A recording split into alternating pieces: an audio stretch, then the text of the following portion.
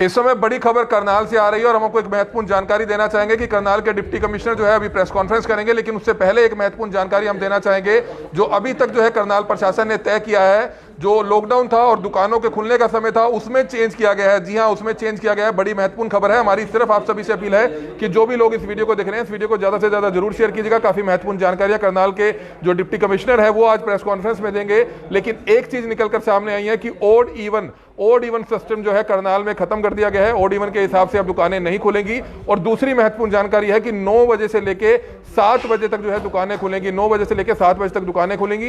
Restaurants, बैंकेट्स भी खुलेंगे, लेकिन 50 आदमी ही जो है उसमें रह पाएंगे। इस समय करनाल के डिप्टी कमिश्नर निशांत कुमार यादव काफी महत्वपूर्ण जानकारी देते हुए नजर आ रहे हैं। हमारी सिर्फ आप सभी से अपील है कि जो भी लोग इस वीडियो को देख रहे हैं, इस वीडियो को शेयर जरूर करें। तो आज 1 जून के संदर्भ में मैं कुछ इम्पोर्टेंट जानकारी आप लोगों से शेयर करना चाहूँगा। सबसे पहले तो आज टोटल 6 केसेस हमारे यहाँ कोरोना के आए हैं पॉजिटिव।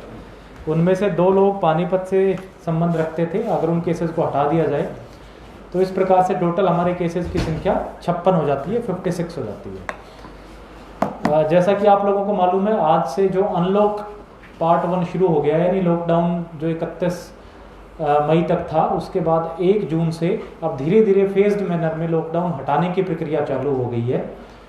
और इस कड़ी में जो एक सबसे महत्वपूर्ण फैसला सरकार ने लिया है और फिर जिला प्रशासन ने जो व्यापार मंडल है उनसे चर्चा के बाद और जिला प्रशासन के अधिकारियों से चर्चा के बाद जो फैसला लिया है वो ये लिया है कि आगे से जिले में सारी की सारी जो दुकानें हैं वो खुलेंगी 9 बजे से शाम को 7 बजे तक, यानी सुबह 9 बजे से शाम को 7 बजे तक जितनी भी दुकानें हैं वो सारी खुलेंगी। और ये जो डिसीजन है ये नॉन इसेंशियल शॉप्स पे लागू रहेगा। जो इसेंशियल शॉप्स हैं, जो ज़रूरी चीज़ों की दुकानें हैं, वो बियॉन्ड 7 PM भी, जैसे मेडिकल शॉप्स हैं, वो भी खुली रहेंगी। टाइमिंग क्या रहेगी सर बियॉन्ड से? जो मेडिकल शॉप्स हैं, जो 24 आवर शॉप्स खुली रहती हैं, वो 24 आवर शॉप्स खुलेंगी। जो रूटीन टाइम में खुलती थी वो 9 बजे तक खुलेंगी, कर्फ्यू शुरू होने के बाद। 9 बजे से सुबह 5 बजे तक कर्फ्यू रहेगा। ये जो डिसीजन है ये कंटेनमेंट जोन्स पे लागू नहीं होगा, यानी जो हमारे कंटेनमेंट जोन से जहाँ केसेस आए हैं वहाँ पे ये चीज़ लागू नहीं होगा। वहाँ पे जो हमारा पहला वाला सिस्टम चल रहा था कि जो बैरिकेडिंग करने के बाद जो भी बंद की हुई है सारी की सारी चीज़ें वो बंद रहेंगी। ये जो दुकानें खुलेंगी कुछ शर्तों के साथ खुलेंगी। इन कंडीशंस में ये है कि एक तो हर एक दुकानदार है वो ग्लव्स और मास्क पहन के रखेगा।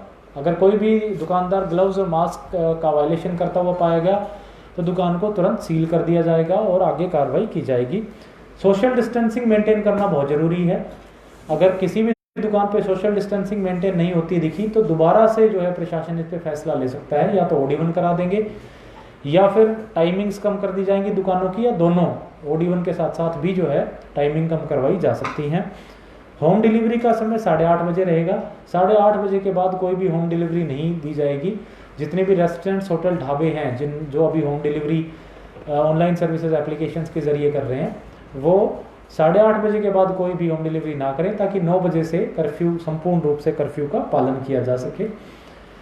एक जो महत्वपूर्ण चीज़ या छूट और जो दी जा रही है वो है बैंकेट हॉल्स को लेकर के, कि जितने ज़िले में जितने भी बैंकेट हॉल्स हैं वो अब खुल सकेंगे। उसके लिए उनको अपने संबंधित एरिया के SDM से परमिशन लेनी होगी। जिस भी डेट पे वो फंक्शन ऑर्गेनाइज करवाना चाहते हैं उस डेट पे उनको अपने एरिया के SDM से परमिशन लेनी पड़ेगी। और परमिशन की कुछ शर्तें रहेंगी। एक तो जो भी बैंकेट हॉल्स हैं वो 10 बजे से 6 बजे तक खुलेंगे, यानी 6 बजे के बाद किसी भी बैंकेट हॉल में कोई भी फंक्शन आयोजित नहीं होगा, उसको संपूर्ण बंद कर किया जाना आवश्यक है। दूसरा, 50 से ज़्यादा लोग शामिल नहीं होंगे किसी भी शादी के या किसी भी फंक्शन में। और ये 50 की संख्या, इसमें सारे लोग सम्मिलित हैं, जो वहाँ खाना बनाने वाले होंगे, खाना सर्व करने वाले होंगे, या जो बैंड बाजे वाले होंगे, पंडित होंगे, सारे लोग मिलाकर के जो संख्या 50 से ऊपर नहीं जानी चाहिए।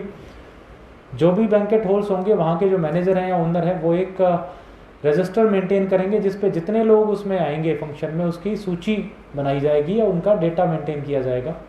कंटेनमेंट जोन के लोगों को बिल्कुल अलाउ नहीं किया जाएगा फंक्शन में आने के लिए। हर एक जो बैंकेट हॉल है उसके गेट पे एक किसी की ड्यूटी लगाई जाएगी जो थर्मल स्क्रीनिंग करेगा। जो जो लोग आएंगे उनकी थर्मल स्क्रीनिंग होगी, और जो भी सिम्टोमेटिक लोग होंगे जिनमें फीवर के सिम्टम्स होंगे उनको अंदर आना अलाउड नहीं होगा। सैनिटाइजर्स रखे जाएंगे, मास्क का इस्तेमाल किया जाएगा।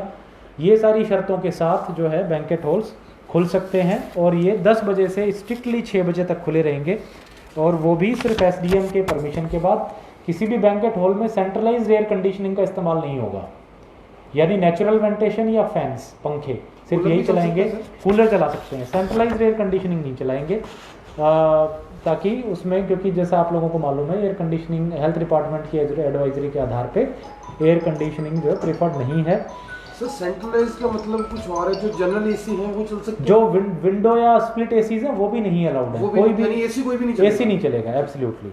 आरोग्य सेतु ऐप जो है वो डाउनलोड कराना इनको आवश्यक है, जो लोग इसमें अटेंड करेंगे वो, और फिजिकल डिस्टेंसिंग का पालन करना भी आवश्यक है। इन शर्तों के साथ बैंकेट हॉल्स खुलेंगे only with the permission of संबंधित concerned SDM, only from 10 AM to 6 PM and only for not more than 50 people.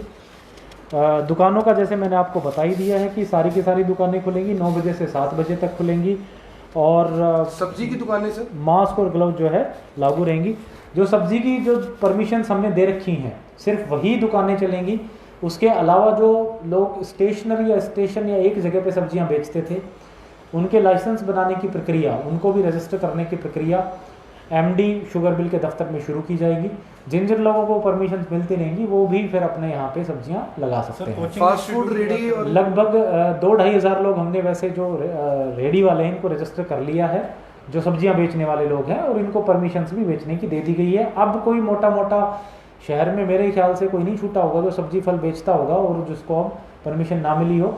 अगर फिर भी कोई रह गया हो तो एमडी शुगर मिल में जाकर के दोबारा से अपना रजिस्ट्रेशन करा सकते हैं। Fast food snack shops stalls वगैरह पूर्णतः बंद रहेंगी, उनको खुलने की कोई आज़ादी नहीं होगी। कोचिंग इंस्टीट्यूट की बात करें, जितने भी कोचिंग इंस्टीट्यूट्स हैं, कॉलेजेस हैं, एजुकेशन इंस्टीट्यूशंस हैं, वो सारे बंद रहेंगे। जिम वगैरह सारे बंद रहेंगे। 8 तारीख से जो इसका सेकंड फेज शुरू होगा जिसमें कुछ चीज़ें खुलेंगी, उसमें जो प्रावधान है वो होटल रेस्टोरेंट्स और जिम्स का है, लेकिन उसके अलग अलग शर्तों पे खुलेंगी वो, और उन शर्तों का जो है वो डिटेलिंग जो है वो लगभग 6 या 7 को जो SOPs अभी बनाई जा रही है, स्टैंडर्ड ऑपरेटिंग प्रोसीजर्स, वो SOPs बता दी जाएंगी। उन शर्तों के साथ ही जैसे बैंकेट हॉल्स की अभी शर्तें बताई गई, उसी प्रकार से जब वो शर्तें फाइनलाइज होंगी तो 8 तारीख से उनको खोलने की वाइन शॉप्स का भी टाइम बढ़ाया गया है। जी बिल्कुल। तो जो लिकर शॉप्स हैं इनका 7 बजे से लेकर के शाम को 8:30 बजे तक का समय कर दिया गया है। 8:30 के बाद स्ट्रिक्टली उनको बंद करना होगा ताकि 9 बजे से सोशल डिस्टेंस क्या रहेगा जो बैंकेट से बताएगा दोबारा? 10 बजे से 6 बजे तक। उसमें लिकर अलाउड होगा? 6 बजे तक कोई अलाउड नहीं। लिकर, यस, लिकर सर्विंग तो जैसे वो लाइसेंस लेकर के सर्व करते थे वो अलाउड होगा, उसमें कोई। सर कितनी देर में परमिशन मिल जाएगी? कई जैसे बैंकेट हॉल है वहाँ पे एक दिन में 2 शादियाँ 3 शादियाँ एडवांस में परमिशन ले ले वो, क्योंकि आमतौर पे बैंकेट हॉल्स की बुकिंग काफ़ी पहले, जैसे आज मेरे पास बैंकेट हॉल्स के एसोसिएशन वाले लोग भी आए थे और जैसा उन्होंने बताया कि हफ्ते 10 दिन 15 दिन पहले ही जो उनकी बुकिंग हो जाती है। तो एसडीएम ऑफिस में जिस दिन अप्लाई करेंगे हम व्यवस्था बनाएंगे कि सेम डे उनको परमिशन मिल जाए। एक सर बात और है, जिस तरह से 2 दिन से काफ़ी ज़्यादा कंफ्यूजन चल रही है सर कि जो एसोसिएशंस हैं वो कुछ और बयान देती हैं, आपकी तरफ से आधिकारिक बयान आता है, हम वो चलाते हैं, उसके बावजूद आपके पास हमारे पास लगातार फ़ोन आते हैं। सर ये मिसकम्युनिकेशन किस लिए? वो बयान गलत होता है जो आप बताते हैं, फिर हमें वो चलाना पड़ता है। देखिए, एक जो मेनली डेट्स को लेकर के कंफ्यूजन था 31 और 1 के लिए, वो हमने क्लैरिफाई कर दिया था। आगे तो वैसे भी इन जनरल चूँकि सारी की सारी दुकानें खुलनी है और 10 बजे से 9 बजे से 7 बजे तक खुलनी है, तो मुझे नहीं लगता आगे कोई कन्फ्यूजन रहेगा, अनलेस अगर हमें ये शुरू के 1-2 दिन में महसूस हुआ कि सोशल डिस्टेंसिंग नहीं मेंटेन हो रही, तो दोबारा से फिर हम OD1 पे। सर व्यापारियों से अपील करेंगे जो दुकानों के बाहर फड़ियां लगाते हैं वो अलाउड होंगी क्या? बिल्कुल नहीं। इसमें इनफैक्ट जो भी शटर है उनका, शटर से आगे कुछ भी मूवमेंट, कुछ भी अगर उन्होंने लगाया तो जब्त किया जाएगा और दुकानें सील की जाएंगी। हमने काफ़ी सारी शॉप सील की भी थी, दोबारा भी इस तरह की एक्टिविटीज। सर लेकिन गरीब लोगों की सवाल ये है कि उनको जो फड़ी लगाने वाले हैं, जो छोटा सामान बेचने वाले हैं, चप्पल बेचने वाले हैं, उनको तो कहीं जगह निर्धारित की जाए जहाँ पे वो डिस्टेंस के हिसाब से उनको तो कम से कम रियायत दी जानी चाहिए। देखिए, बिल्कुल जेन्युइन रीज़न है। जैसे फेज तरीके से कुछ चीज़ें खोली जा रही है, आने वाले समय में उनको भी रियायत मिलेगी। जो फूड स्नैक्स लोग हैं, वाले लोग हैं, उनको भी रियायत मिलेगी। अभी जो फोकस है वो है कि भीड़ ना हो, इसीलिए एक बड़ा जो ऑर्डर्स अभी निकालेंगे हम, तो उसमें ये चीज़ भी डाली जाएगी कि जो गाड़ियाँ पार्क करते हैं वो अपने दुकान के बाहर कोई भी पार्क ना करे, या तो कोई जो आसपास नियर बाई पार्किंग है वहाँ पार्क करें, या कोई इस तरह की अपनी व्यवस्था बनाएं जहाँ पे दुकान पे रोड्स पे कंजेशंस बिल्कुल ना हो। तो जो दुकानों के बाहर रेडिया लगाते थे उनके साथ भी कंजेशन बढ़ने का खतरा रहता है, इसलिए एक आने वाले समय के बाद उनको रिलीफ दी जाएगी। सर एक मेन बाजार करण गेट घंटाघर चौक है, पहले दिन वहाँ OD1 के दौरान जो है काफी हंगामा हुआ था और तब आपने ये भी कहा था कि जो एक नगर निगम का पुराना प्लॉट पड़ा है, काफी खुला प्लॉट है, वहाँ पर पार्किंग की सुविधा दी जाए, क्योंकि पार्किंग जब वहाँ है ही नहीं तो लोग कहाँ तो वहाँ पार्किंग हमने बना भी दी है, लेवलिंग करा के। मैं खुद उसकी हफ्ते भर पहले निरीक्षण करने गया था और वो बहुत अच्छी लेवल्ड जगह है, पार्किंग भी हो भी रही है और गाड़ियाँ खड़ी भी होती है वहाँ पे। मेरी बस आग्रह रहेगा दुकानदारों से कि सब लोग, चूँकि वो अब सुबह 9 बजे से शाम को 7 बजे तक वहाँ रहेंगे, तो वो अपना वहाँ पे गाड़ी खड़ी करें ताकि उनके जो मार्केट्स में कंजेशन ना हो। और उसकी कैपेसिटी लगभग जो वो जगह है वो 3000 स्क्वायर मीटर के करीब है, तो उसमें काफ़ी सारी गाड़ियाँ काफी पार्क होने की सफिशिएंट है, कैपेसिटी लेकिन किसी का वहाँ पर ठेका दे दिया जाए एक नॉमिनल रेट्स में, तभी वहाँ जाके प्रॉपर तरीके से सिस्टम बन पाएगा। अगर 5 रुपए टू व्हीलर का और 10 रुपए गाड़ी के लिए फुल डे का, तभी जाके सिस्टम बन इनकम पाएगा। की इनकम हो जाएगी सर। बड़ा अच्छा सुझाव है नगर निगम की तरफ से, इसको क्योंकि ऐसे जरूर लाइन take up वाइज करेंगे। पार्किंग नहीं लगाएंगे, एक कोई गाड़ी पीछे खड़ी कर देगा तो वो दिक्कत आएगी फिर सारा नहीं, बहुत अच्छा सुझाव है, इसको जरूर हम इम्प्लीमेंट सर एक मिनी सेक्रेटरीट का बैक साइड का दरवाजा बंद रखा गया सर, लोग यहाँ तक आते हैं, वहाँ पे खिड़की लगी है, लेडीज जेंट्स, आज हमने कुछ फोटोज खींची, वो टाप के जा रहे हैं सर, वो खुलवा दिया जाएगा। मैं बिल्कुल इस पर ध्यान दे करके इसको जरूरी। और सर जिस तरह कोरोना के मामले बढ़ रहे हैं, आज बल्कि डीकंटाउनमेंट भी एक एरिया को किया गया, क्या कुछ लोगों से अपील करना चाहेंगे? जो पेशेंट है उसने भी कहा कि मेरी पूरी केयर हुई और मैं बिल्कुल ठीक होकर स्वस्थ होकर वापस आ गया हूँ, लोगों से क्या कुछ कहना चाहिए? देखिए, यही अपील करेंगे कि जो ज़्यादातर केसेस अपने आए हैं ट्रैवल हिस्ट्री वाले लोग हैं, उन लोगों पे हमें अभी नज़र रखने की आवश्यकता है। हम एक हेल्पलाइन नंबर भी आज जारी करेंगे, जिसमें अगर किसी को कोई सूचना मिलती है कि अगर कोई बाहर से आया है तो डेडिकेटेड वो नंबर होगा, उस पर वो फ़ोन करके बता दे कि भाई फला आदमी आया, बाहर से आया, हम उसकी जांच कराएंगे। दूसरा, अगर किसी को टेस्ट कराना है, और अब कई लोगों में हो सकता है कन्फ्यूजन हो कि मेरा टेस्ट कहाँ पे होगा, तो हम वो उस नंबर पे ये भी बता सकता है कि हमें टेस्ट कराना है और वो आ सकता है। तीसरा, अगर किसी को ये डाउट हो कि आइसोलेट होना है, मुझे मुझ में लक्षण है या मेरे कोई फैमिली मेम्बर पॉजिटिव आ गया और मुझे अब अपने गांव में मोहल्ले में नहीं रहना, तो उसको कहाँ जगह आइसोलेशन की मिल सकती है, जो हमारा कोविड केयर सेंटर्स हैं या क्वारंटीन होम्स हैं, वो सारी सूचनाएं उस एक डेडिकेटेड नंबर पे वो ले सकता है। तो हम वो नंबर भी प्रशासन आज ही जारी कर देंगे। हॉस्पिटल्स के लिए कोई टाइम? हॉस्पिटल्स जो है ओपीडी टाइमिंग्स का हमने 3 बजे तक का इनका एक्सटेंड करके किया था, 9 बजे से 3 बजे तक का। बाकी जो इमरजेंसी सर्विसेज हैं वो तो इनको कंपल्शन है कि 24 आवर देंगे, उसमें किसी भी तरह की रोक बिल्कुल नहीं सर है। चाय की दुकानों के लिए कुछ? अभी तक कोई खोलने का उनका नियम नहीं आया। जब स्नैक शॉप्स और बाकी चीज़ें खुलेंगी तो उनके साथ ही हम इनको टेक अप सर करेंगे। एक कंटोनमेंट एरिया है चमन गार्डन का, अब वहाँ पे सर एक हॉस्पिटल है, उनके 2 डॉक्टर हैं, वो वहाँ पे ही उनको क्वारंटीन कर दिया। अब वो उनके पेशेंट ना तो डिस्चार्ज हो पा रहे हैं, जिनके ऑपरेशन करने थे वो भी वहीं पे एडमिट रह गए, सर उनको छूट दी देखिए, है। कंटेनमेंट जोन का एक सिंपल सा रूल है कि अगर उसमें कोई अंदर है तो वो अंदर ही रहेगा, अगर बाहर है तो फिर उसमें अंदर प्रवेश दोबारा ना करे। अगर वहाँ से किसी को जाना है तो वो अपनी मेडिकल चेकअप करा करके बाहर जा सकता है और वो फिर परमानेंटली बाहर ही रहे, वो अंदर बाहर अलाउड नहीं होगा, ताकि मूवमेंट रिस्ट्रिक्टेड हो। तो अगर इस प्रकार से अगर किसी की कोई ऐसी नेसेसिटी है तो एक बार के लिए वो मेडिकल चेकअप करा के कंटेनमेंट जोन से बाहर जा सकता है, but daily up down allowed नहीं सर है। संडे के लिए क्या रहेगा जी? संडे के लिए संडे के लिए सारी की सारी दुकानें बंद रहेंगी, क्योंकि अब 9 to 7 हमने एनफोर्स कर दिया और सारी दुकानें खुलेंगी। तो एज यूजुअल सारा का सारा मार्केट हम संडे को बंद रखेंगे ताकि वहाँ पे सैनिटाइजेशन करा जो जाए। इसेंशियल सर्विसेज है वो संडे को इसेंशियल सर्विसेज खुली रहेंगी, जो मेडिकल शॉप्स हैं वो सारी चीज़ें खुली रहेंगी, लेकिन जो नॉन इसेंशियल चीज़ें वो बंद सर रहेंगी। स्कूल्स कॉलेजेस के लिए क्या रह सकता है कि स्कूल्स के लिए? स्कूल कॉलेजेस के लिए जो फीडबैक हमने सरकार को देंगे आने वाले समय पे अभी तक भी दिया है कि प्रोबेबली जुलाई के फर्स्ट वीक में इस पे एक डिसीजन लिया जा सकता है कि स्कूल कॉलेजेस भी, जो कोचिंग सेंटर्स हैं या जो इस तरह की एक्टिविटी करने वाले लोग हैं, उनको अलाउ किया जाए। सर एक मामला सामने आया जो कबूतरबाज जो विदेश भेजने के नाम पे ठगी करते हैं, एक बड़ा मामला था कि जो डिपोर्ट किए गए थे 25 करनाल के नौजवान थे और 76 टोटल हरियाणा के थे। तो करनाल पुलिस ने सभी 25 जो उन लोग थे विदेश भेजने के नाम पे जिन्होंने ठगी की, उनके खिलाफ मामला दर्ज किया गया है। 4 कबूतरबाजों को गिरफ्तार भी किया गया है। तो कुछ पेरेंट्स से जानकारी देना चाहिए कि जो इन ठगी का शिकार हो वो भी सामने आए खुल के। बिल्कुल सामने आए, प्रशासन को सूचना दें, हम जरूर उसमें जो भी कानूनी कार्रवाई बनती है उस पर की जाएगी और सख्त से सख्त एक्शन लेंगे। कबूतरबाजी का नतीजा ये निकला कि काफ़ी सारे लोग हमारे यहाँ डिपोर्ट भी किए गए, पूरे हरियाणा में, पूरे देश में, और कहीं ना कहीं देश का नाम खराब हुआ, उनको हेल्थ हजार्ड्स भी हुआ, उनको कोरोना होने का खतरा भी रहा। तो अगर इस तरह की किसी को भी कोई सूचना आती है, हम सख्त सर एक्शन सैनिक स्कूल में खामियां बड़ी हैं, वहाँ फैमिलीज जाती हैं, लोग जाते हैं वहाँ, मतलब एक बार अगर सुबह पोछा मारा जाता है तो उसके बाद पोछा नहीं मारा जाता, अगर दिन की सब्जी गिरी हुई है तो रात को साफ नहीं होती। जो अच्छी खासी फैमिलीज के लोग हैं वो अगर वहाँ जाते हैं तो उसको काफ़ी वो करते हैं। हालांकि जो नियमन तबका है वो तो चलो जैसे तैसे रह जाता है, लेकिन होनी चाहिए, सफाई तो होनी चाहिए कम से कम। देखिए, बिल्कुल जेन्युइन चीज़ है, मेरे पास कई बार फोटोग्राफ्स वीडियोस भी आई, हम पूरी कोशिश भी कर रहे हैं, एक्स्ट्रा सफाई कर्मचारी भी लगाएंगे। इसके साथ साथ ही मैं लोगों से आग्रह करना चाहूँगा कि हमने कुछ पेड क्वारंटाइन फैसिलिटीज़ भी डेवलप की हैं। अगर कोई उनको अवेल करना चाहता है तो जो हेल्पलाइन नंबर आज हम रिलीज़ करेंगे उस पर कॉल करके अपनी इच्छा जाहिर कर सकता है और वो कंसर्न उस होटल में या उस क्वारंटाइन फैसिलिटी में पे करके भी रह सकता है। वो सर विदेश से आए लोगों के लिए है, कोई भी ले सकता है? उनके लिए भी है, और जिन लोगों को हमने क्वारंटाइन रेफर किया है जी जो, और वो हमारी जो सरकारी फ्री क्वारंटाइन फैसिलिटी जिसको दी है उससे सहमत नहीं है, संतुष्ट नहीं है, तो पेड क्वारंटाइन फैसिलिटी में भी रह सकता है। जी।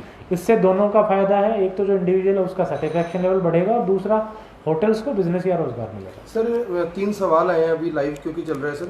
सरल हरियाणा पर पास केवल 1 दिन के लिए अप्लाई होता है सर। अगर किसी को एयरपोर्ट से अपने परिवार को लेकर आना है जिसकी फ्लाइट रात को 12 बजे के आसपास है तो 2 दिन का पास चाहिए, जिसका प्रोविजन ऑनलाइन साइट पर नहीं है। लोग डिमांड कर रहे हैं जैसे रिलैक्सेशन मिला, इसमें कुछ रिलैक्सेशन सरल हरियाणा पे इवन वीकली पास का भी प्रावधान है, अगर कोई वीकली पास डाले तो भी।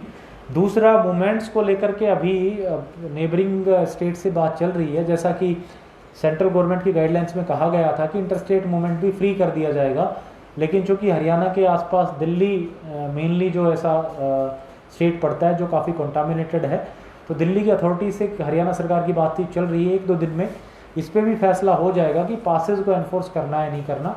फॉर द टाइम भी विद इन हरियाणा मूवमेंट के लिए कोई पास की आवश्यकता नहीं है।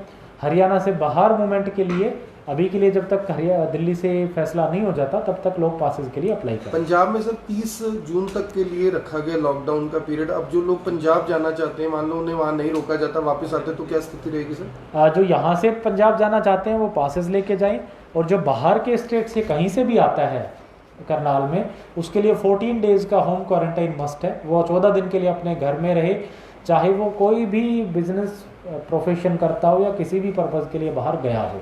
सर पहले आधार कार्ड जरूरी नहीं था पास के लिए, पास के लिए मैसेज आ रहा है कि आधार कार्ड जरूरी कर दिया गया है और उस पर OTP आता है। कई बार OTP नहीं आता, इस वजह से उसका पास ही अप्लाई नहीं कोई होता। 1-to-1 अगर इस तरह की सिचुएशन आती है तो 1950 पे या जो नंबर हम रिलीज करेंगे इस पे कॉल करके कोई बता सकता है।